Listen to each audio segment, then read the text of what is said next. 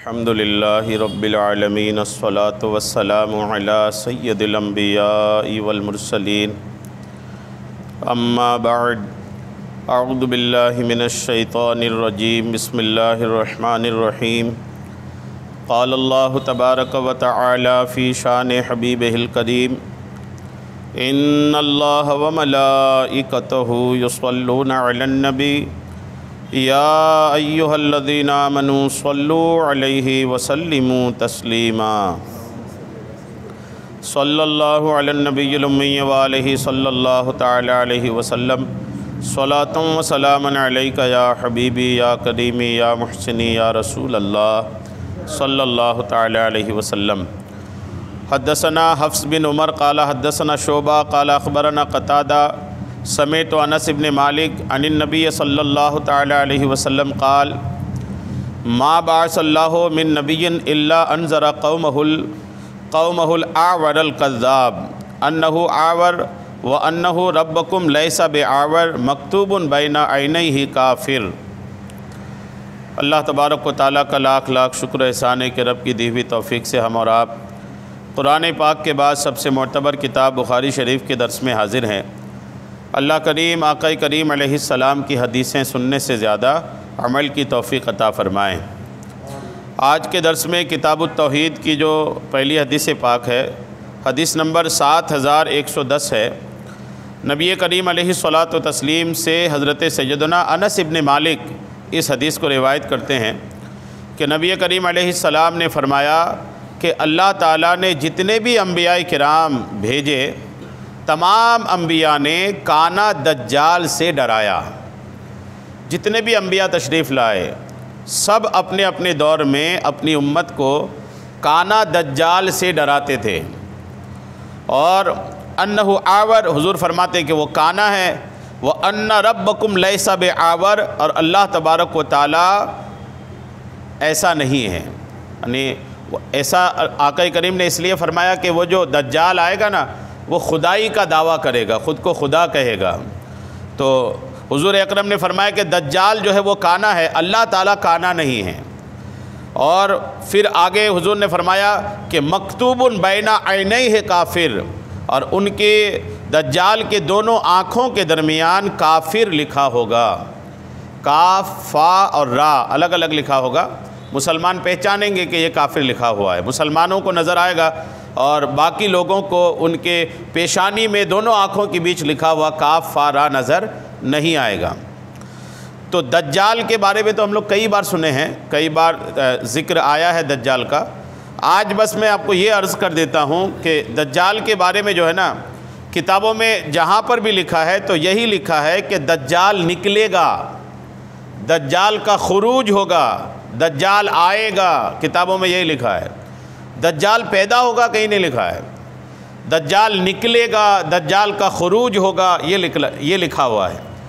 اس کا مطلب یہ ہے کہ دجال نکلے گا کا مطلب یہ ہے کہ دجال ابھی بھی دنیا میں ہے، کہیں روپوش ہے، کہیں چھپا ہے، اور قیامت سے پہلے جب اس کے نکلنے کا ہوگا تو اللہ تعالیٰ اس کو نکلنے کی اجازت دے گا۔ اس سے یہی سمجھ میں آتا ہے، اور حقیقت بھی یہی ہے کہ دجال پیدا ہو چکا ہے، دجال کسی جگہ پر قید ہے۔ وہ کون سی جگہ پر قید ہے، کس نے ان کو دیکھا، کیسے دیکھا، آج یہ بات آپ سن لیجئے، بڑی تاریخی بات ہے۔ یہ دجال کے بارے میں معلومات کئی بار ذکر آیا، کب نکلے گا، کیسے نکلے گا، اور جب نکلے گا تو کیا کیا تباہی مچائے گا، اس پر کئی بار باتیں ہوئی ہیں۔ آج آپ یہ بہت دلچسپ معلومات یہ لے لیجئے کہ دجال اس وقت کہاں پر ہے اور کس حالت میں ہے، کس کنڈیشن میں ہے۔ یہ بہت مطلب ایک طریقے کی یونیک معلومات میں سے ہیں۔ یہ آپ سنیے، آقا کریم علیہ الصلاۃ والتسلیم ایک مرتبہ یوں ہوا کہ آپ نے نماز پڑھ لی، اور نماز پڑھ کر ممبر پر تشریف لائے تو آپ مسکرا رہے تھے۔ اچانک ایسا ہوا کہ نماز آپ پڑھ رہے تھے، اور جب نماز پڑھ لی، آپ نماز سے فارغ ہو کر جب ممبر پہ تشریف لائے نا تو مسکرانے لگے۔ آقا کریم علیہ السلام نے خود فرمایا کہ ہر ایک آدمی اپنی نماز کی جگہ پر رہے۔ آپ نماز ختم ہوئے تو جیسے یہ ممبر ہے، یہ نماز کی جگہ ہے، اٹھے اور سیدھے ممبر پہ بیٹھ گئے۔ لوگوں سے فرمایا کہ سب اپنی اپنی جگہ پر بیٹھے رہو۔ پھر آقا نے فرمایا کیا تم جانتے ہو کہ میں نے تمہیں کیوں جمع کیا ہے؟ کیوں تم سب کو اکٹھا کیا ہے؟ کیا تمہیں جمع ہے؟ تمہیں معلوم ہے؟ صحابہ نے بولے کہ اللہ اور اس کا رسول خوب جانتے ہیں، ہمیں کیا معلوم، اللہ اور اس کے رسول جانتے ہیں۔ آقا کریم علیہ السلام نے فرمایا اللہ کی قسم میں نے تمہیں رغبت دلانے یا ڈرانے کے لیے جمع نہیں کیا ہے۔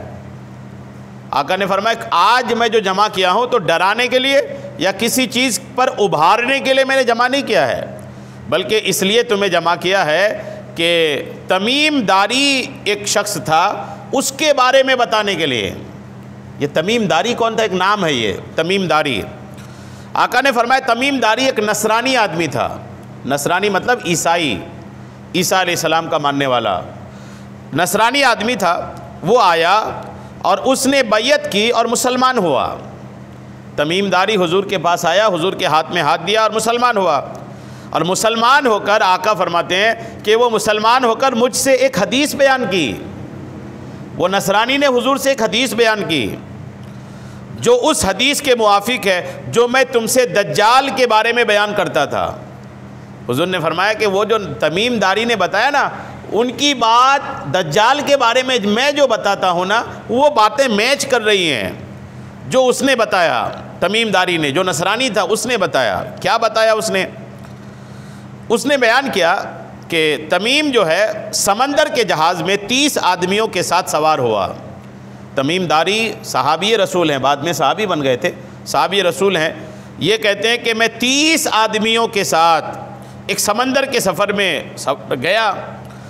جو سمندر کے سفر میں گیا تھا نا، تو کہتے ہیں کہ ایک قوم تھی جو لخم اور جذام کی قوم میں سے تھے، بس ان سے 1 مہینہ بھر سمندر کی لہریں کھیلتی رہیں۔ یعنی وہ جو سمندر میں 30 آدمیوں کے ساتھ گئے نا، ان کے قبیلے کے لوگوں کے ساتھ، سمندر میں طوفان آ گیا۔ جب طوفان آیا تو لہریں اٹھتی ہیں، اور لہروں کی وجہ سے پھر وہ جو جہاز ہے نا، وہ کسی سمت اپنا سفر طے نہیں کر پاتا، سفر طے نہیں کر پا رہا تھا، وہ کہیں جا نہیں پا رہا تھا۔ بولے وہ لہروں سے ہماری کشتی کھیلتی رہی۔ پھر وہ لوگ سمندر میں ڈوبتے سورج کی طرف ایک جزیرے کے کنارے جا لگے۔ سورج جس طرف ڈوب رہا تھا اس طرف ایک جزیرہ، ایک ٹاپو میں ان کی کشتی جا کر لگی۔ جب سمندر میں طوفان آتا ہے نا تو آدمی خود کشتی کہیں نہیں لے جا پاتا، کشتی خود جاتی ہے کہیں پر۔ ملاح اس کا جو ہوتا ہے، کیپٹن جو ہوتا ہے، وہ لے جا نہیں پاتا، کشتی خود جاتی ہے۔ ہوا یوں ہی کہ ان کی کشتی ایک ٹاپو کی طرف جا کر لگی، وہ جزیرہ کی طرف لگی۔ وہ جزیرہ کدھر تھا؟ جدھر سورج ڈوب رہا تھا۔ جب وہ کنارے جا کر کے لگی کشتی، وہ جہاز سے چھوٹی کشتی میں بیٹھے، بڑا جہاز تھا اس سے ایک چھوٹی کشتی میں بیٹھے، اور جزیرہ جو تھا، ٹاپو جو تھا، اس میں داخل ہوا۔ جزیرہ تو سمجھیے گا، ٹاپو جو ہوتا ہے سمندر کے بیچ تھوڑی سی سوکھی جگہ، زمین دکھتی ہے جو سمندر کے بیچ، اس کو ٹاپو بولتے ہیں۔ ہندوستان میں کئی جگہ ٹاپوئیں ہیں، اور ان ٹاپوؤں میں شہر آباد ہیں۔ دمن دیو بہت مشہور شہر ہے گجرات کا، جس میں جو ٹاپو میں ہے، پورے شہر کے چاروں طرف سمندر ہے، اور بیچ میں منڈلا جیسی سائز کا شہر ہے۔ اب وہ اس طرح کی کئی جگہ آباد ہیں۔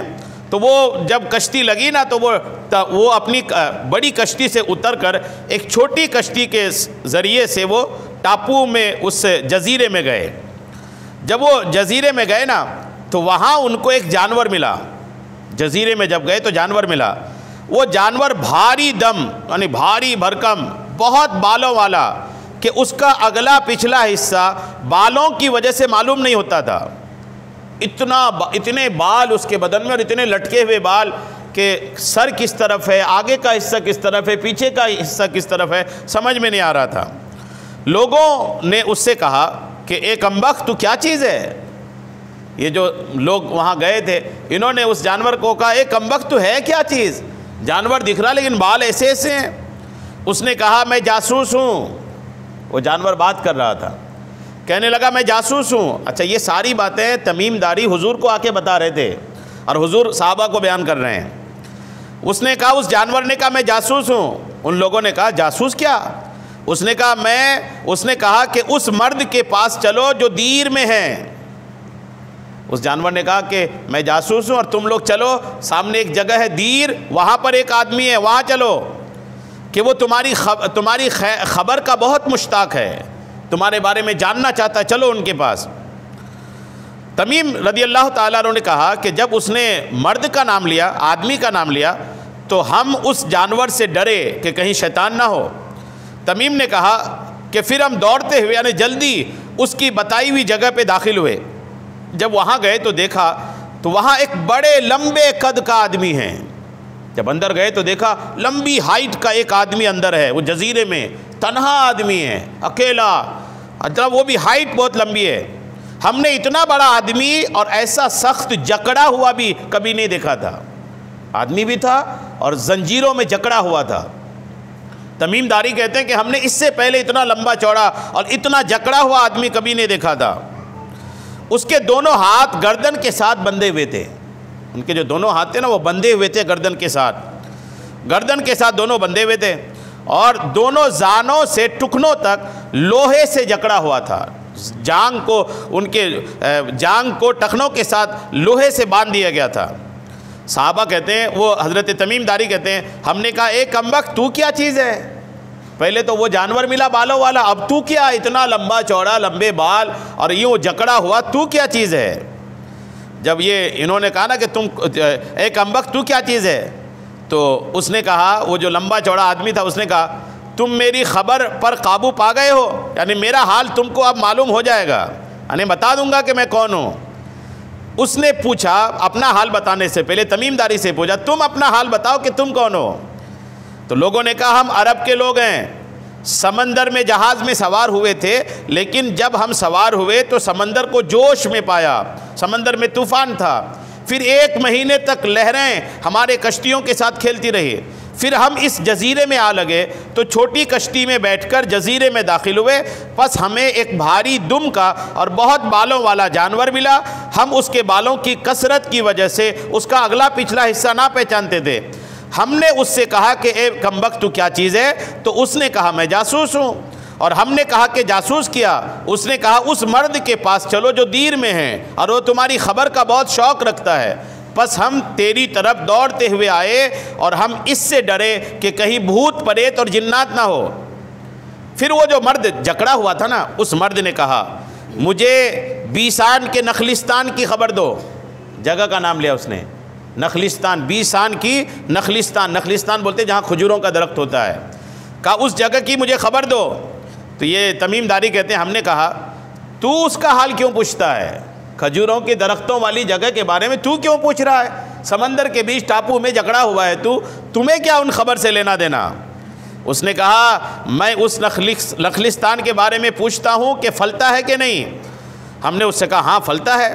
اس نے کہا خبردار رہو عنقریب وہ نہیں پھلے گا۔ اس نے کہا مجھے تبرستان کے دریا کے بارے میں بتلاؤ۔ ہم نے کہا تو اس دریا کا کون سا حال پوچھتا ہے؟ وہ بولا کہ اس میں پانی ہے۔ لوگوں نے کہا اس میں بہت پانی ہے۔ اس نے کہا البتہ اس کا پانی عنقریب ختم ہو جائے گا۔ پھر اس نے کہا مجھے زغر کے چشمے کے بارے میں خبر دو۔ لوگوں نے کہا اس کا کیا حال پوچھتا ہے؟ اس نے کہا چشمے میں پانی ہے اور وہاں کے لوگ اس پانی سے کھیتی کرتے ہیں۔ ہم نے اس سے کہا ہاں اس میں بہت پانی ہے اور وہاں کے لوگ اس کے پانی سے کھیتی بھی کرتے ہیں۔ اس نے کہا مجھے امیین کے پیغمبر کے بارے میں خبر دو کہ وہ کیا کر رہے ہیں۔ سوال پوچھتے پوچھتے آخری میں پوچھا کہ امیین کے جو پیغمبر ہیں، اللہ کے آخری نبی، ان کے بارے میں بتاؤ کیا کر رہے ہیں۔ لوگوں نے کہا، تمیم داری نے کہا کہ ہم نے کہا وہ مکہ سے نکلے ہیں اور مدینہ میں گئے ہیں، یعنی حضور مدینہ ہجرت کر چکے تھے، کہ وہ مکہ سے نکلے اور مدینہ گئے ہیں۔ آقا کے چرچے کہاں نہیں ہیں؟ سمندر کے بیچ ٹاپو میں زنجیر میں جکڑا ہوا شخص حضور کے بارے میں پوچھ رہا ہے۔ صحابہ نے کہا، حضرت تمیم داری نے کہا وہ مکہ سے نکلے تھے، مکہ میں پیدا ہوئے تھے، ابھی مدینے میں ہیں۔ اس نے دوسرا سوال کیا کہ عرب کے لوگ ان سے لڑے؟ ہم نے کہا ہاں عرب کے لوگ ان سے لڑے۔ تو پھر اس نے کہا کہ انہوں نے عربوں کے ساتھ کیا کیا؟ ہم نے کہا وہ اپنے آس پاس کے عربوں پر غالب ہوئے، یعنی وہ نبی جو ہیں وہ غالب ہوئے، ان کی جیت ہوئی اور عرب کے لوگوں نے ان کی فرما برداری کی۔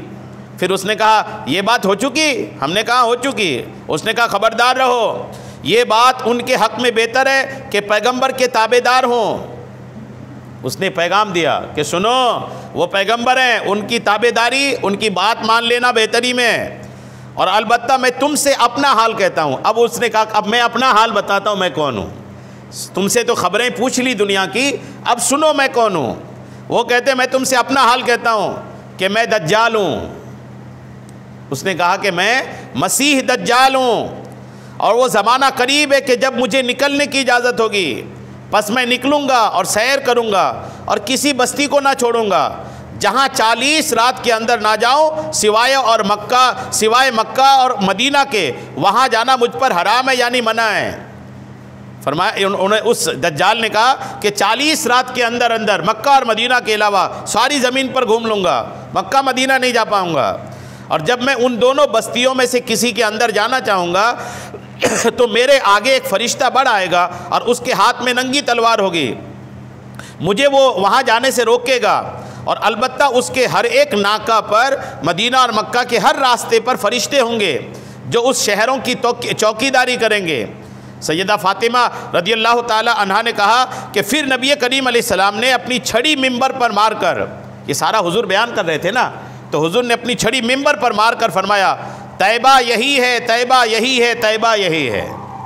مدینے کی بات حضور نے کہا، یعنی طیبہ سے مراد مدینہ منورہ ہے۔ خبردار رہو، بھلا میں تم کو اس حال کی خبر دے نہیں چکا ہوں؟ تو صحابہ نے کہا ہاں۔ نبی کریم نے فرمایا کہ مجھے تمیم کی بات اچھی لگی جو اس چیز کے موافق ہوئی جو میں نے تم لوگوں سے دجال اور مدینہ اور مکہ کے حال سے فرما دیا تھا۔ خبردار رہو کہ دجال ملک شام یا یمن کے سمندر میں ہے، نہیں بلکہ وہ مشرق کی طرف ہے، وہ مشرق یعنی پورب کی طرف ہے، پورب کی طرف ہے، مشرق کی طرف بحر ہند ہے۔ شاید دجال بحر ہند کی کسی جزیرہ میں ہو۔ جزیروں میں، سمندروں میں اگر آپ مشرق کی طرف دیکھیں نا تو بحر ہند، جو ہمارے یہاں جو ہندوستان سے جو سمندر لگا ہوا ہے اسی کو بحر ہند کہتے ہیں، اور اس میں لکھا ہے کہ ہو سکتا ہے کہ بحر ہند کے ہی کسی ٹاپو میں، کسی جنگل والے ٹاپو میں وہ قید رکھا ہے۔ آپ علیہ السلام نے مشرق یعنی پورب کی طرف اشارہ کیا، اور سیدہ فاطمہ بنت قیس رضی اللہ تعالیٰ عنہ نے کہا کہ یہ حدیث میں نے رسول اللہ سے یاد رکھی ہے۔ صحیح مسلم کتاب الفتن و اشراط الساعۃ میں یہ حدیث پاک ہے۔ یہ حدیث پاک واضح کرتی ہے کہ دجال اس وقت بھی ہے، کہاں ہے، کس کنڈیشن میں ہے، یہ سارا کچھ آقا کریم علیہ الصلوۃ والتسلیم نے بتا دیا۔ اور اچھا، تمیم داری جس نے دجال سے ملاقات کیا تھا نا، اس نے حضور اکرم علیہ السلام کی بارگاہ میں آ کر اسلام قبول کر کے مسلمان بھی ہوئے اور حضور کے صحابی ہونے کا شرف بھی الحمدللہ حاصل کیا۔ اللہ تعالی ہم سب کو دجال کے فتنے سے بچائے۔ درود پاک پڑھیں صلی اللہ علی النبی الامی وآلہ صلی اللہ تعالی علیہ وسلم۔ صلاۃ و سلام علیک یا حبیبی یا کریمی یا محسنی یا رسول اللہ صلی اللہ تعالی علیہ وسلم۔ اس کے بعد کی حدیث پاک دیکھیے، حضرت عبداللہ سے روایت ہے کہ ایک یہودی حضور اکرم کے پاس آیا اور آ کر کہا یا محمد ان اللہ یمسک السماوات علی اصبعین۔ ایک یہودی حضور کے پاس آیا، یہودی لوگوں کے پاس چونکہ آسمانی کتاب توریت شریف ہیں تو انہوں نے پڑھا ہوگا اس میں، تو حضور سے آ کے کہنے لگا اے محمد صلی اللہ تعالی علیہ وسلم ان اللہ یمسک السماوات علی اصبعین، اللہ نے ساتوں آسمان کو ایک انگلی پہ اٹھا رکھا ہے۔ یہودی نے کہا کہ اللہ نے ساتوں آسمان کو ایک انگلی پر اٹھا رکھا ہے، والارضین علی اصبعین، اور ساتوں زمین کو ایک انگلی پر اٹھا رکھا ہے، والجبال علی اصبعین، اور تمام پہاڑوں کو ایک انگلی پر اٹھا رکھا ہے، والشجر علی اصبعین، اور تمام درختوں کو ایک انگلی پر اٹھا رکھا ہے، والخلائق علی اصبعین، اور ساری مخلوق کو ایک انگلی پر اٹھا رکھا ہے۔ ثم یقول، پھر اللہ فرماتا ہے انا الملک، میں بادشاہ ہوں۔ اللہ تعالیٰ کی قدرت کا اظہار دیکھیے، اللہ تعالیٰ کی قدرت کے شاہکار دیکھیے، رب کریم کی قدرت کی حیرت انگیز بات دیکھیے کہ ان تمام چیزوں کو اللہ کریم اپنی انگلی میں اٹھا رکھا ہے، اور پھر فرماتا ہے انا الملک، میں بادشاہ ہوں۔ جب حضور نے یہ سنا نا فضحک رسول اللہ حتی بدت نواجذہ، یہودی کی اس بات کو سن کر حضور مسکرائے، اور اتنا مسکرائے کہ حضور کے سامنے کے دانت نظر آئے۔ ثم قرأ، پھر حضور نے پڑھا وما قدر اللہ حق قدرہ، اللہ کی قدر ویسی نہ کی گئی جیسا اللہ کا حق ہے۔ اور فضیل بن ایاز کہتے ہیں منصور سے، ابراہیم سے، وہ عبیدہ سے، وہ عبداللہ سے، کہ رسول کریم علیہ السلام تعجب کے ساتھ مسکرائے بھی اور اس یہودی کی بات کی تصدیق بھی کیا، یعنی اس یہودی کی بات کو مانا بھی کہ ہاں ایسا ہی ہے۔ اللہ تعالیٰ کی قدرت کی یہ عظیم الشان معاملات ہیں کہ اپنی انگلیوں پہ اللہ تعالیٰ نے پہاڑوں کو، مخلوقات کو، آسمانوں کو، زمینوں کو الحمدللہ اٹھا رکھا ہے۔ اور پھر اللہ فرماتا ہے اس شان کے ساتھ فرماتا ہے انا الملک، میں بادشاہ ہوں۔ اللہ تعالیٰ کی قدرت کے کیا کہنے ہیں، اللہ کی قدرت کے بارے میں غور کرنا چاہیے۔ آپ جتنا اللہ کی قدرت پر غور کریں گے آپ کا ایمان اتنا مضبوط ہوگا۔ اللہ کی قدرت پر غور کرنے کے لیے کیا کرنا چاہیے؟ اللہ کی قدرت پر غور کرنے کے لیے اللہ کی مخلوق کو دیکھنا چاہیے، اللہ نے جو چیزیں پیدا کی اس کو دیکھنی چاہیے۔ میں صرف آپ کو اللہ تعالیٰ کی قدرت اور اللہ تعالیٰ کی تخلیق کا جو انسان کی باڈی میں اس میں سے کچھ پیش کرتا ہوں، سنیے۔ اللہ تعالیٰ نے ہمیں آنکھ عطا فرمایا نا، آنکھ دیا اللہ تعالیٰ نے۔ آج کل کوئی اگر مارکیٹ میں کوئی آئی فون آتا ہے، کوئی اینڈرائڈ آتا ہے، اس کا کیمرہ اگر ٹھیک ٹھاک میگا پکسل والا رہتا ہے تو دنیا اس کے پیچھے گھومتی ہے، اور پھر دنیا کمپنی کی تعریف کرتی ہے کہ اور ایسا کیمرہ بنایا، ایسا کیمرہ بنایا، دنیا تعریف کرتی ہے۔ اللہ تعالیٰ نے جو آپ کو آنکھ عطا کی نا، آنکھ کے بارے میں سائنس کہتی ہے کہ آنکھ 578 میگا پکسل پر کام کرتی ہے۔ کتنے میگا پکسل پر؟ 578۔ غور کریں، 578 میگا پکسل پر آپ کی آنکھ کام کرتی ہے۔ دنیا کا کوئی کیمرہ ایسا کام نہیں کر سکتا۔ 578 تو چھوڑیے، ابھی 100 تک بھی، 100 میگا پکسل تک دنیا نہیں پہنچی، اور اللہ تعالیٰ نے آنکھ بنائی جو 578 میگا پکسل پر کام کرتی ہے۔ اللہ تعالیٰ نے ناک بنایا۔ ناک کے بارے میں سائنس کہتی ہے کہ ناک جو ہے 1 کھرب خوشبوؤں میں فرق کر سکتا ہے۔ کتنے کھرب؟ 1 کھرب جو خوشبوؤں میں تمیز کرتا ہے نا ناک آپ کا۔ آپ کے پاس عطر آتے ہیں، عطر کی دکان میں آپ جاتے ہیں، عطر والا اگر 1000 شیشی کھولے اور آپ کو ایک ایک سنگائے نا تو آپ 1000 شیشیوں کی سونگ کر کے بتا دیں گے کہ الگ الگ ہی خوشبو ہے۔ ناک کبھی بھی یہ نہیں کہتا ایک خوشبو سونگ کے دوسری خوشبو میں ناک یہ نہیں کہتا کہ ابھی تو دوسری سونگا، پھر نہیں لایا، نہیں بتا پاؤں گا، ناک کبھی نہیں کہتا۔ سائنس کہتی ہے کہ ناک جو ہے 1 کھرب خوشبوؤں میں تمیز کر سکتا ہے۔ اور جب آپ کچھ کھاتے ہیں تو اس کا ٹیسٹ کون محسوس کرتا ہے؟ زبان کے ذریعے سے ٹیسٹ محسوس ہوتا ہے نا۔ زبان کے بارے میں سائنس کہتی ہے کہ 10,000 چیزوں کا ٹیسٹ یہ زبان اس پہ تمیز کر سکتا ہے۔ 10,000، ارے 10,000 قسم کا کھانا بھی زبان کھا لینا تب بھی زبان بتا دے گا کہ یہ کھانا الگ ہے اور یہ کھانا الگ ہے۔ ہم سانس لیتے ہیں، اللہ تعالیٰ نے کیا نعمت سانس کی پیدا فرمائی۔ سانس اگر تھوڑی دیر کے لیے روک دیا جائے، تھوڑی دیر کیا، اگر صرف یہ کہہ دیا جائے کہ ایک سانس جو اس کی اسکپ ہو جائے، ایک سانس اس کی روک دو تو ٹھیک ہے، افراتفری مچ جائے گی، گھبراہٹ کا زمانہ آ جائے گا، لوگ اٹھا کے ڈاکٹر کے پاس لے جا کے چھوڑ آئیں گے۔ ایک سانس اگر رب نے روک دیا، اب لیتے کتنے سانس ہے دیکھیے، ایک دن میں 25,000 بار انسان سانس لیتا ہے، کم و بیش 25,000 بار۔ اب آپ غور کریں، جب 25,000 بار سانس لیتے ہیں نا تو کہا جاتا ہے اس 25,000 بار سانس لینے میں 11,000 لیٹر ہوا آدمی اندر کرتا ہے۔ کتنے؟ 11,000 لیٹر ہوا، اور اس میں 21% جو ہے وہ آکسیجن کے لیے اندر رہ جاتا ہے، باقی باہر آ جاتا ہے۔ یعنی یہ میں اس لیے عرض کر رہا ہوں کہ آپ سمجھیں آپ کی باڈی میں اللہ نے کیا مشین پیدا کر رکھا ہے، کیا مشین ہے۔ 11,000 لیٹر ہوا دن بھر میں آپ اندر لیتے ہیں، کتنا فری ہے۔ کورونا میں جب آکسیجن کی کمی ہو رہی تھی تو کیا حال تھا، کیا حال تھا جب ہوا میں آکسیجن کی کمی، ہوا میں آکسیجن تو ٹھیک تھا لیکن باڈی جو ہے وہ آکسیجن کو لے نہیں پا رہی تھی تو لوگ کتنا پریشان تھے، کتنا نہ پریشان تھے۔ دنیا آکسیجن کی اہمیت سمجھی کہ یار آکسیجن کیا چیز ہے۔ اب آپ سوچیں، آپ وہ طبیعت تھوڑے دنوں کے لیے خراب ہوئی تو جس کی خراب ہوئی آکسیجن کے لیے تڑپ گئے، اب وہ طبیعت ٹھیک ہو گئی، کچھ تو دنیا سے چل بسے، کچھ ٹھیک ہو گئی، اور کچھ کو بیمار بھی نہیں ہوئے اور صحت مند چل رہے ہیں اور اللہ کے اس آکسیجن کو روزانہ استعمال کر رہے ہیں۔ جو تڑپ رہے تھے ان کو اللہ فری میں دے رہا ہے آکسیجن۔ آسمان و زمین کے بیچ میں جانے کتنا آکسیجن رب کریم نے پھیلا رکھا ہے، لوگ فری میں لے رہے ہیں۔ جو فری میں رب کا آکسیجن لے رہے ہیں اس وقت خرید کے لے رہے تھے، ابھی فری میں لے رہے ہیں، تو اللہ تبارک و تعالیٰ کا شکر ادا ہونا چاہیے کہ نہیں ہونا چاہیے؟ اور رب کا شکریہ کیا ہے؟ رب کا شکریہ رب کی فرما برداری ہے۔ اچھا، دل اللہ تعالیٰ نے کیا پیدا کیا دیکھیے، ایک دن میں 1,15,200 مرتبہ دھڑکتا ہے۔ ایک دن میں کتنی بار دھڑکتا ہے یہ؟ ایک دن میں 1,15,200 مرتبہ۔ اب غور کریں، ایک بار نہ دھڑکے تو کیا حال ہوگا، کیا دھڑکتا۔ اچھا، ایک دن میں جب یہ 1,15,200 مرتبہ دھڑکتا ہے تو ایک بندہ جب اگر 60 سال 70 سال جی لے تو آپ سوچئے کہ اربوں بار یہ دل دھڑکتا ہے، اربوں بار۔ دنیا نے کوئی ایسا پمپ نہیں بنایا ہوگا جو اربوں بار دھڑکے بھی اور اس کو کسی طرح کی ریپیرنگ کی ضرورت نہ ہو.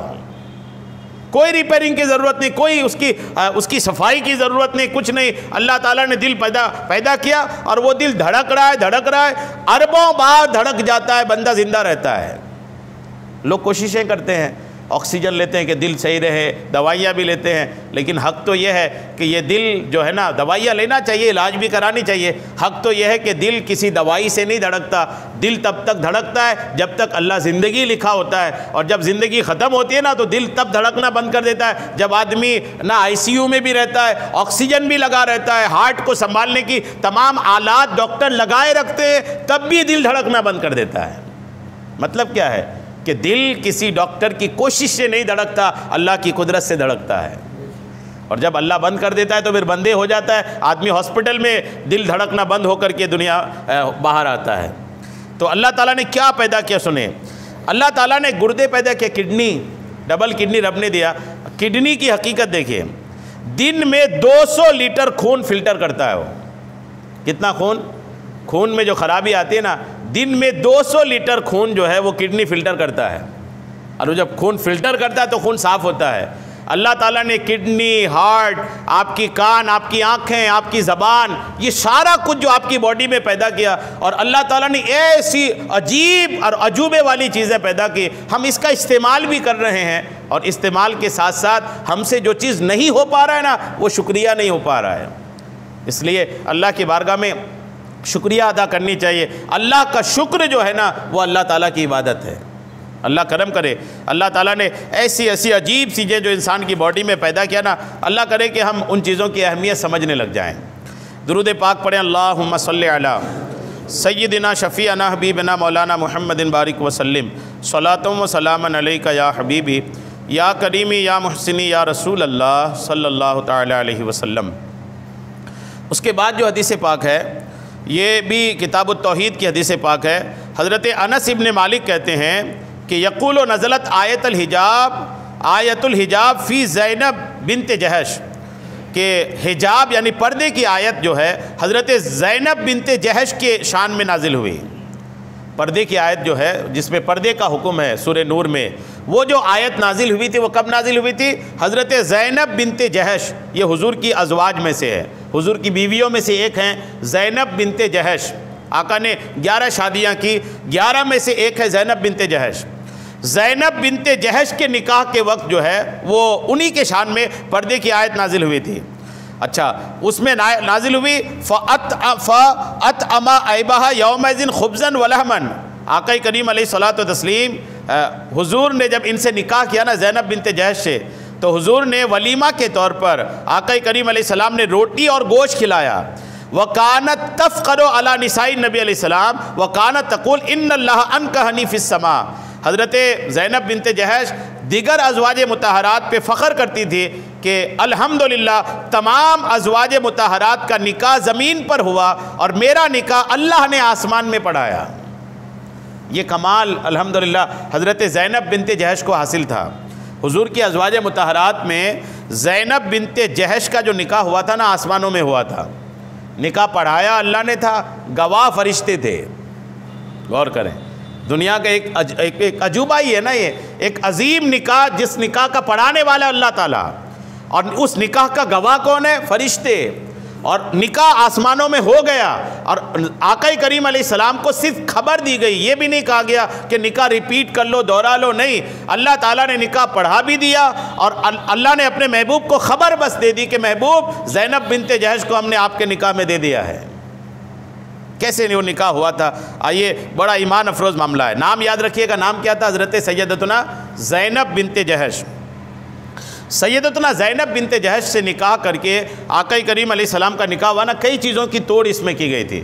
ایک توڑ تو یہ تھی کہ عرب میں ایک ماحول یہ تھا کہ لوگ ایک دوسرے کو منہ بولا بیٹا بناتے تھے, اور منہ بولا بیٹا کی جو بیوی ہوتی تھی نا وہ سگی بہو کی طرح لوگ کرتے تھے کہ یار یہ سگی بہو جیسا ہے. اور وہ سگی بہو جیسی کیسا کہ اگر مان لیجئے منہ بولا بیٹا ختم ہو جاتا ہے یا منہ بولا بیٹا اس عورت کو طلاق دے دیتا ہے تو اس کی بیوی سے بھی نکاح کرنا حرام سمجھتے تھے. اسلام اس کے خلاف ہے. منہ بولا بیٹا کبھی سگا بیٹا نہیں ہوتا.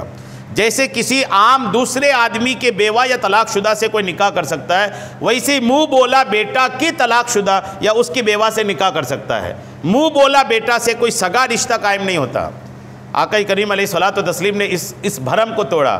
زینب بنت جہش کا نکاح حضور سے پہلے حضرت زید بن حارثہ سے ہوا تھا، اور زید بن حارثہ یہ حضور علیہ السلام کا منہ بولا بیٹا ہے۔ نکاح تو ہو گیا۔ اب زینب بنت جہش جو ہے نا، یہ قریش کی خاتون تھی، قریش کی بھی خاتون تھی، اور قریش کے ساتھ ساتھ اعلیٰ خاندان سے تعلق رکھتی تھی۔ جب زید بن حارثہ کے نکاح کا پیغام حضور نے بھیجا تھا نا، تو حضرت زینب بنت جہش نے شروع میں منع کر دیا تھا، کہا میں قریش کی اعلیٰ خاندان کی عورت، اور آپ میرا نکاح ایک غلام سے کر رہے ہیں۔ زید بن حارثہ حضور کے غلام بھی تھے، منہ بولے بیٹے بھی تھے اور غلام بھی تھے۔ اب جب غلام سے نکاح کی باری آئی، جب حضور کی بات پر زینب بنت جہش نے یہ کہا نا، تو اللہ کا قرآن اترا، اور قرآن اتر کر کے منع کیا گیا کہ خبردار، میرے محبوب کسی کو کسی کے لیے پیش کر دیں تو اس کے لیے وہی ہے، میرا محبوب کسی کے رشتے کی بات کریں تو انہیں نہ کرنے کی اجازت نہیں۔ جب اللہ نے قرآن نازل کیا تو زینب بنت جہش مان گئی، نکاح ہو گیا۔ اور جب نکاح ہو گیا نا، بات بنی نہیں، نکاح کے بعد جھگڑے ہوتے رہے، جب جھگڑے ہوتے رہے تو طلاق کی نوبت آ گئی، اور جب طلاق کی نوبت آئی تو طلاق بھی ہوئی، اور طلاق ہونے کے بعد عدت کے بعد آقا کریم علیہ الصلوۃ والتسلیم نے نکاح کا خواہش ظاہر کیا، یہ بس بتانے کے لیے کہ منہ بولا بیٹا جو ہوتا ہے وہ سگا بیٹا نہیں ہوتا، یہ بھی اس سے کلیئر کرنا تھا۔ جب نکاح کی باری آئی نا تو کیا ہوا، دیکھیے نکاح کی جب باری آئی، جب سیدتنا زینب رضی اللہ تعالی عنہا کے پاس پہنچے تو آپ آٹے کا خمیر کر رہی تھی۔ اچھا، کمال یہ تھا کہ جب نکاح کی بات ہوئی نا تو نکاح کے بارے میں یہ ہوا کہ حضرت زید بن حارثہ جو ہیں، زید بن حارثہ کو ہی حضور نے بھیجا کہ جا کر کے زینب بنت جہش کو میری طرف سے نکاح کا پیغام بھیجو۔ میری طرف سے نکاح کا پیغام کن کو بھیجا؟ زید بن حارثہ کو ہی، یعنی زینب بنت جہش کے پہلے شوہر کو ہی بھیجا۔ کہا جاتا ہے کہ جب وہ گئے نا زید بن حارثہ تو کہتے ہیں کہ یہ میری بیوی تھی وہ، طلاق میں نے دے دیا۔ کہتے ہیں کہ جب حضور نے خواہش ظاہر کیا ان سے نکاح کرنے کا، اور میں نکاح کا پیغام لے کر کے گیا، تو کہتے ہیں کہ اس سے پہلے تو یہ میرے لیے ایک عام خاتون تھی، لیکن جب میرے آقا نے نکاح کا ارادہ ظاہر کیا تو اس عورت کی عظمت میرے سینے میں اتنی آئی کہ میں ان کے گھر میں تو گیا، لیکن ان کی آنکھوں میں آنکھ ڈال کر بات کرنے کی مجھ میں ہمت نہ ہوئی۔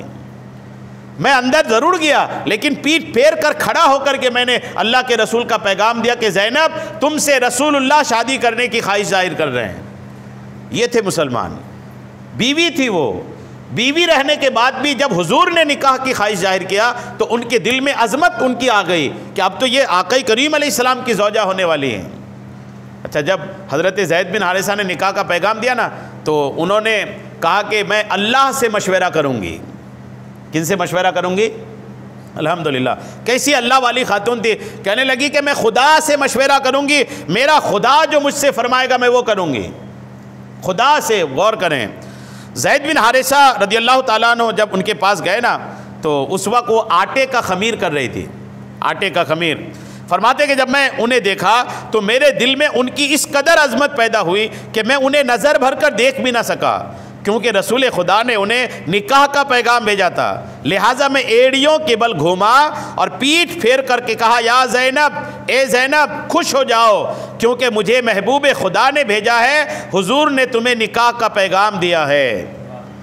جب حضرت زینب بنت جہش نے نکاح کا پیغام سنی نا تو آقا کے نکاح کا پیغام سن کر سیدہ زینب نے جواب دیا کہ میں اپنے رب سے مشورہ کے بغیر کچھ نہیں کر سکتی۔ اب مشورہ رب سے کرنا ہے تو کیسے کرنا ہے؟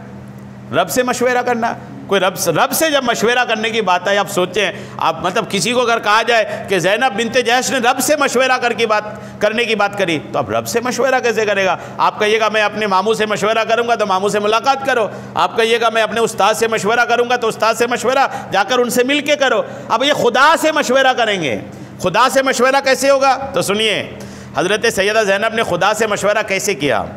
حضرت سیدہ زینب نے کہا میں خدا سے مشورہ کے بغیر کچھ نہیں کرتی. پھر وہ مشورہ کرنے کے لیے کیا کی؟ مصلی اٹھائی، نماز پڑھنے کی جگہ پہ گئی، سجدے میں سر رکھی، اللہ کی بارگاہ میں عرض کی اے پروردگار تیرے پاک پیغمبر نے مجھے نکاح کا پیغام دیا ہے، اگر میں تیرے نزدیک ان کی بیوی بننے کے لائق ہوں تو اے اللہ تو ان کے ساتھ میرا نکاح فرما دے. یہ مشورہ ہے. یعنی جب اللہ تعالیٰ سے مضبوط ہوتی ہے نا آدمی کی، تو آدمی اس طرح کی بات کر لیتا ہے کہ میں رب سے مشورہ کروں گی. اور مشورہ کیا کیا؟ سجدے میں جا کر خدا سے بات کیا. اور الحمدللہ جب محبت ایک طرف سے ہوتی ہے نا تو دوسری طرف سے بھی ہوتی ہے. اور وہاں پھر جب بات محبت اللہ سے ہونے کی ہو تو وہاں تو دوسری طرف سے نہیں ہونے کا سوال ہی نہیں ہوتا. دنیا میں ایسا ہو جاتا ہے کہ آپ کسی سے محبت کرو، سامنے سے آپ کے لیے محبت نہ ملے. لیکن جب بات خدا کی بات ہو نا، بندہ خدا سے محبت کرے تو یہ جتنی محبت کرے گا خدا کی بارگاہ میں اس سے کروڑوں گنا زیادہ ملے گا. یہ خاتون جب کہی کہ میں خدا سے مشورہ کروں گی، سر سجدے میں رکھی، رب سے دعا کی، ادھر وہ سجدے سے سر نہ اٹھائی اور ادھر آقا کے پاس اللہ کا پیغام آیا. پیغام کیا آیا کہ فلما قضا زید منہا وطرن زوجناکہا، کہ اے محبوب جب زید کی غرض ان سے نکل گئی تو ہم نے وہ تمہارے نکاح میں دے دی. اللہ نے نکاح میں دے دیا. اب جب یہ آیت نازل ہوئی نا تو اس آیت کے نازل ہونے کے بعد نبی کریم مسکراتے ہوئے فرمایا کون ہے جو زینب کے پاس جائے اور اس کو یہ خوشخبری سنائے کہ اللہ نے اس کو میری زوجیت میں دے دیا ہے. یہ سن کر آقا کی ایک خادمہ، جب یہ حضور نے فرمایا نا تو حضور کی ایک نوکرانی ایک خادمہ تھی سلمہ رضی اللہ تعالیٰ عنہ، دوڑتی ہوئی سیدہ زینب کے پاس پہنچی اور وہ قرآن کی آیت سنا کر انہیں خوشخبری دی. سیدہ زینب اس خوشخبری سے اس قدر خوش ہوئی کہ اس وقت جتنے زیور پہنی تھی سب اتار کر خوشخبری سنانے والے کو دے دی. سارے زیور اتار کر ان کو دے دی اور سجدہ شکر پھر بجا لایا اور 2 مہینے کے روزے رکھنے کی منت مانی. ایسا ہوتا ہے ہمارے یہاں کام جب نہیں ہوتا ہے نا تو کام ہونے کے لیے لوگ منت مانتے ہیں. کام ہو جانے کے بعد کس کو یاد رہتا ہے؟ جب تک کام نہیں بنتا ہے تو لوگ خوب یاد رکھتے ہیں، اور جب کام بن گیا تو پھر آپ کون اور ہم کون. اور یہاں بات یہ ہے کہ پہلے منت نہیں مانی روزے کی، جب کام ہو گیا اللہ نے دعا قبول کر لیا اور دعا ایسی قبول ہوئی کہ اللہ نے نکاح پڑھا دیا فرشتوں کی گواہی میں. اتنا خوش ہوئی کہ سارے زیور خوشخبری دینے والی کو دے دی اور فوراً کہی کہ اب میں تو خوشی میں 2 مہینے کا روزہ رکھوں گی.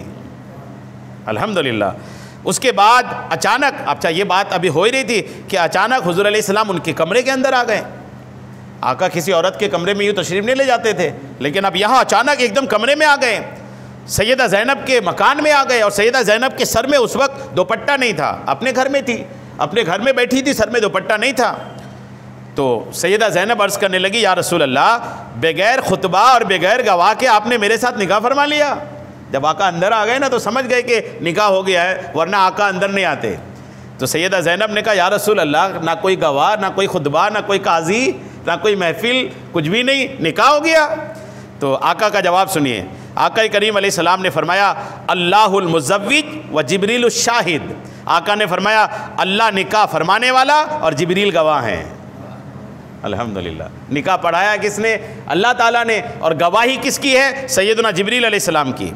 اچھا نکاح جب یہ شاندار نکاح کہ پڑھائے اللہ اور نکاح جو گواہ ہو جبریل ہو، تو اب اس نکاح کا ولیمہ بھی الحمدللہ. سنیے اس کے بعد دن چڑھے آقا نے ولیمے کی دعوت کا اہتمام کیا اور اتنی بڑی دعوت فرمائی کہ ازواج مطہرات میں سے کسی کے ساتھ نکاح کے موقع پر اتنی بڑی دعوت نہیں فرمائی تھی.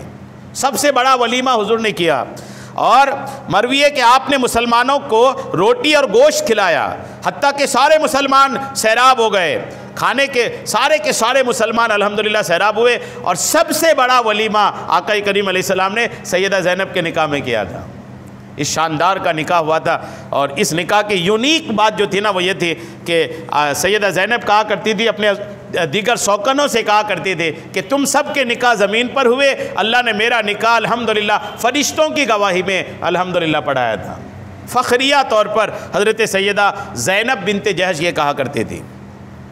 درود پاک پڑھیں اللہم صلی علی سیدنا شفیعنا حبیبنا مولانا محمد بارک وسلم صلاۃ و سلام علیکہ یا رسول اللہ صلی اللہ تعالی علیہ وسلم.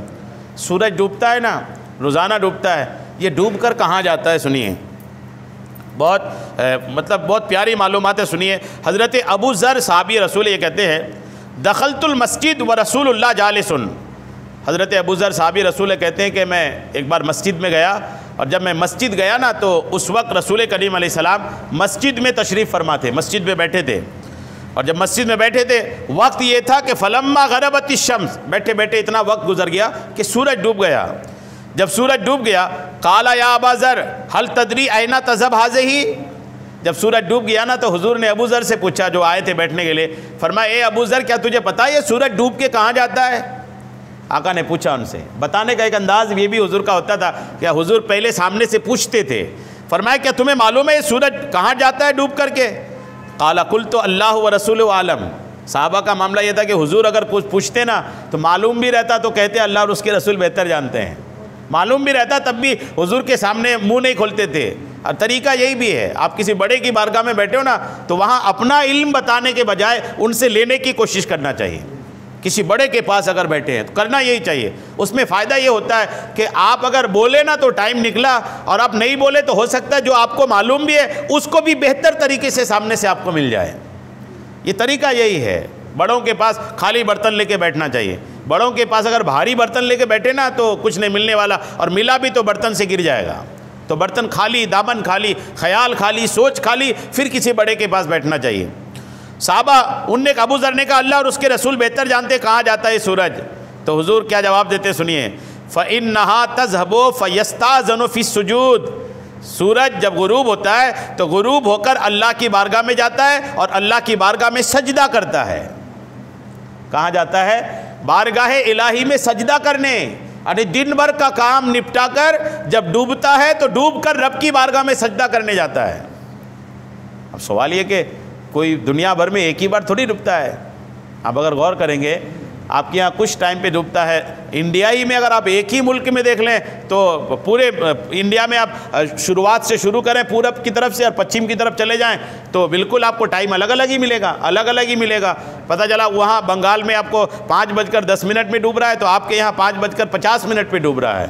اتنا سارا فرق ہے. اور اس بیچ کا جو گیپ ہے ارے ہر جگہ وہ ڈوبتے ڈوبتے آتا ہے. تھوڑا سا اس بات پہ غور کیجئے, ڈوبتے ہی آتا ہے, وہ ڈوبتے ہی آتا ہے. یہاں آپ ڈوبا 1 منٹ بعد کہیں اور ڈوبا, 1 منٹ بعد کہیں اور ڈوبا. اور پوری دنیا میں آپ کا ایک ہی انڈیا تھوڑی ہے, دنیا میں بے شمار ملک ہیں. اب سب جگہ ڈوب رہا ہوتا ہے. اور جب ڈوبتا ہے نبی فرماتے جب ڈوبتا ہے رب کی بارگاہ میں سجدہ کرنے جاتا ہے. تو گویا کہ ہو یہ رہا ہے کہ سورج کا کوئی وقت ایسا نہیں گزرتا کہ وہ رب کی بارگاہ میں سجدہ نہ کر رہا ہو. جی ہاں, مکہ شریف کا اور یہاں کا. تو یہ کہ یہ سورج جو ہے نا سجدہ کرتا رہتا ہے رب کو, یعنی دنیا کو روشن بھی کرتا رہتا ہے اور یہی سورج رب کو سجدہ بھی کرتا رہتا ہے. الحمدللہ.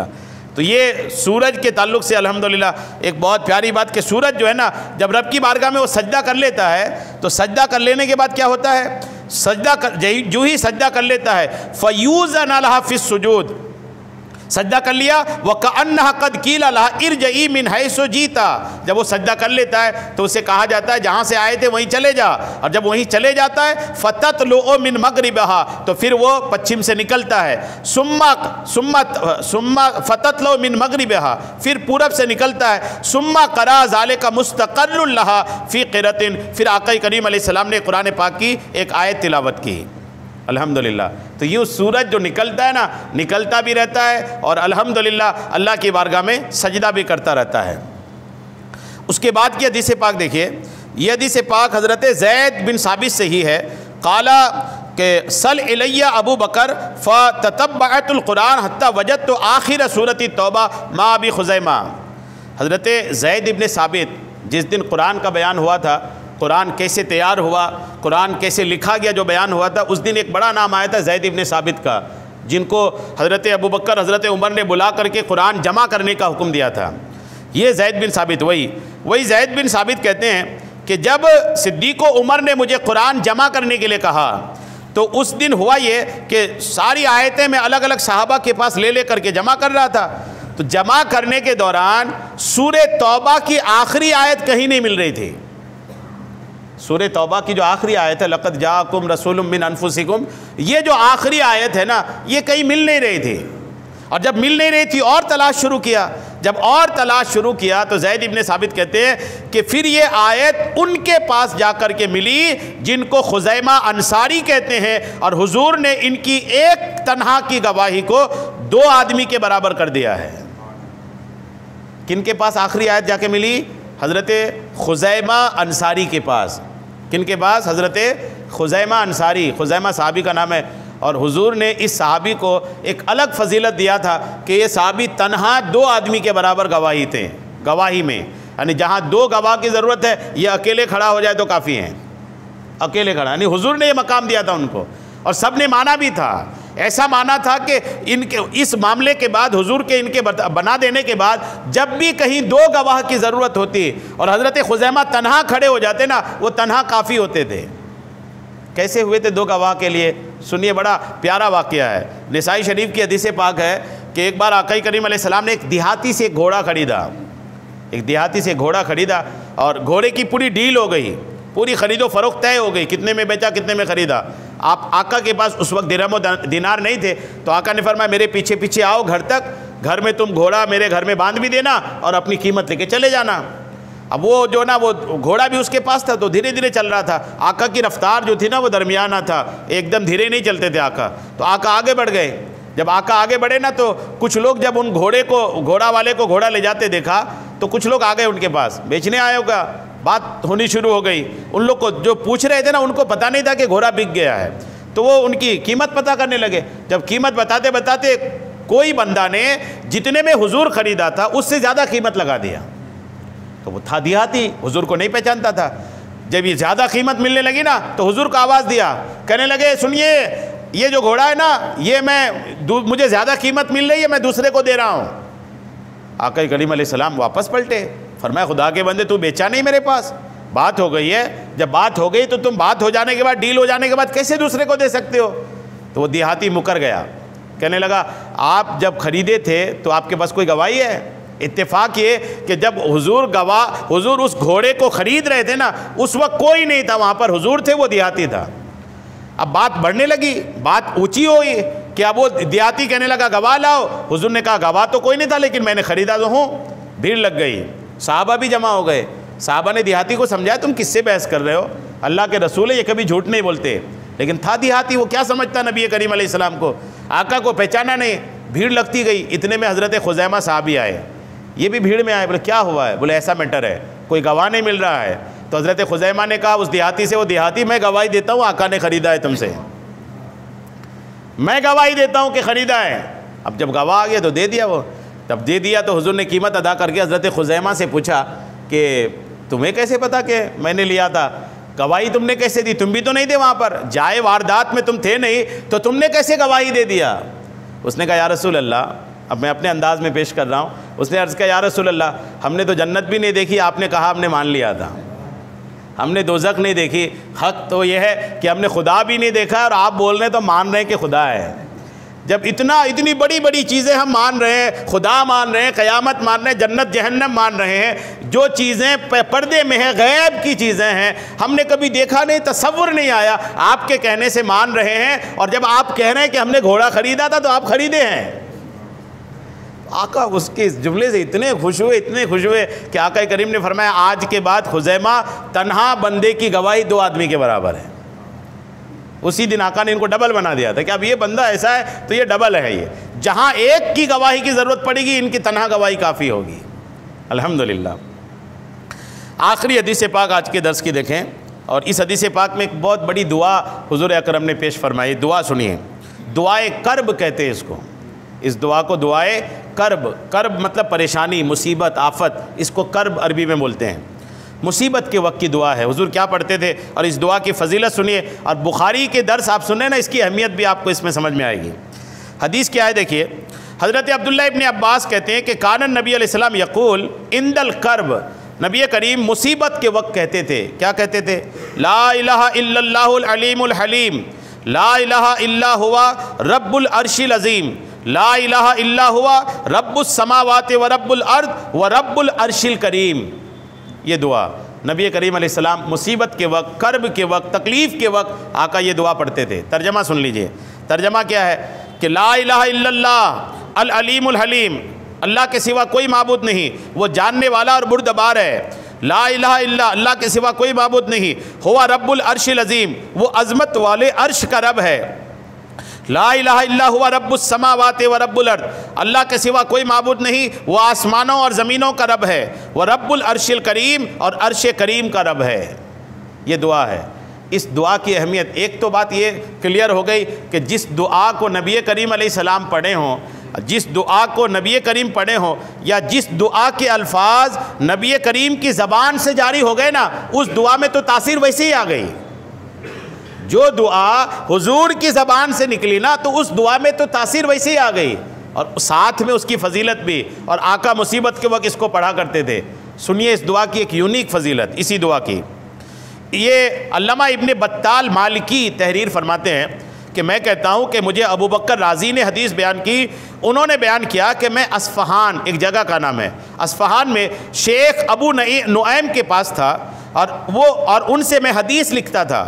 اور وہاں ایک اور شیخ بھی تھے، ایک اور بزرگ بھی تھے، جو ابو بکر بن علی کے نام سے معروف تھے، اور تمام شہر والے انہی سے فتوے لیتے تھے۔ اس علاقے کے اصفہان کے بہت بڑے مفتی، کیا نام تھا؟ ابو بکر بن علی، سارا شہر ان سے مسئلہ پوچھتا تھا۔ بعض شہر والوں نے ان سے حسد کیا، یعنی جو اونچی مقام پہ ہوتا ہے نا، تو ان سے جلنے والے لوگ بھی ہوتے ہیں، حسد کرنے والے لوگ بھی ہوتے ہیں۔ تو وہ مفتی صاحب کے کچھ لوگ حسد میں پڑ گئے۔ جب حسد میں پڑے نا، تو حسد کرنے والے، جلنے والے، اس وقت کے جو حکمران تھے، خلیفہ تھے، خلیفہ کے پاس مفتی صاحب کی جا کے شکایت کر دیا، جھوٹ کی شکایت کر دیا۔ اب وہ جو سلطان تھا، اس نے بھی یہاں وہاں نہ سنی، لوگوں کی بات میں آئے اور مفتی صاحب کو قید کرنے کا حکم دیا۔ وہ قید میں کن کو کرے؟ ابو بکر بن علی کو قید میں ڈلوا دیا۔ اور جب یہ قید میں ڈلوائے نا، تو رمضان کا مہینہ تھا۔ جب قید میں ڈلائے اس مفتی صاحب کو، تو مہینہ کون سا تھا؟ رمضان کا۔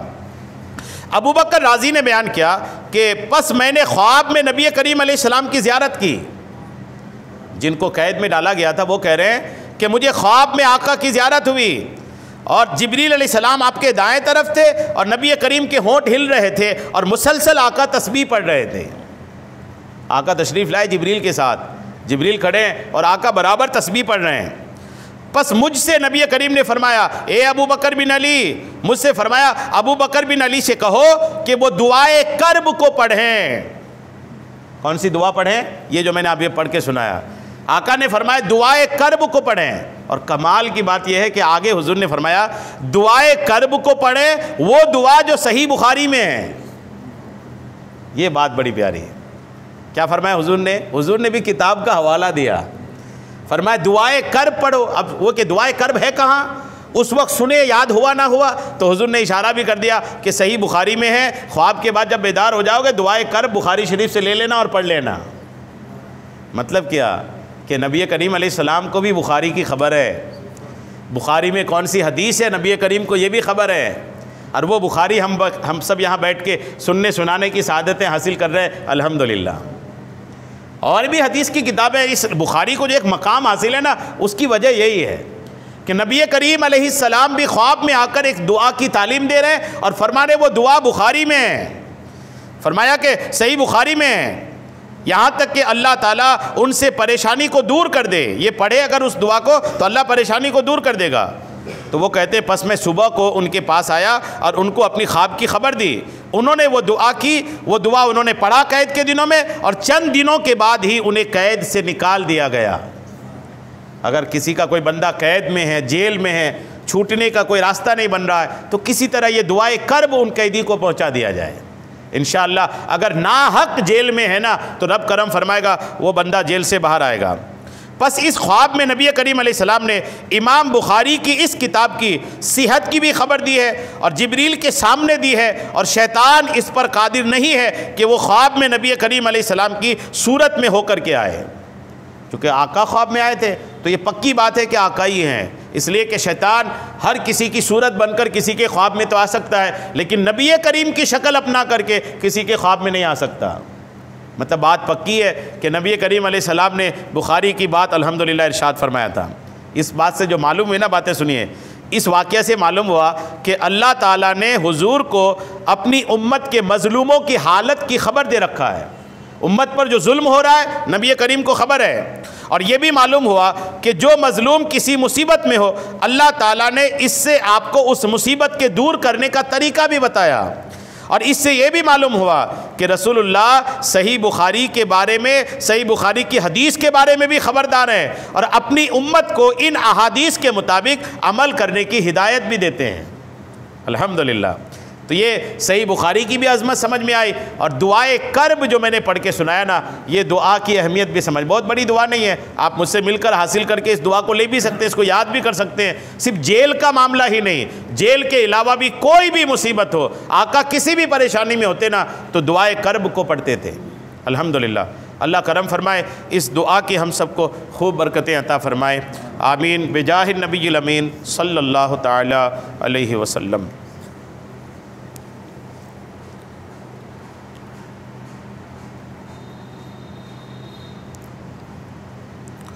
قال اللہ تبارک و تعالی فی شان حبیبہ الکریم، ان اللہ وملائکتہ یصلون علی النبی یا ایہا الذین آمنوا صلوا علیہ وسلموا تسلیما۔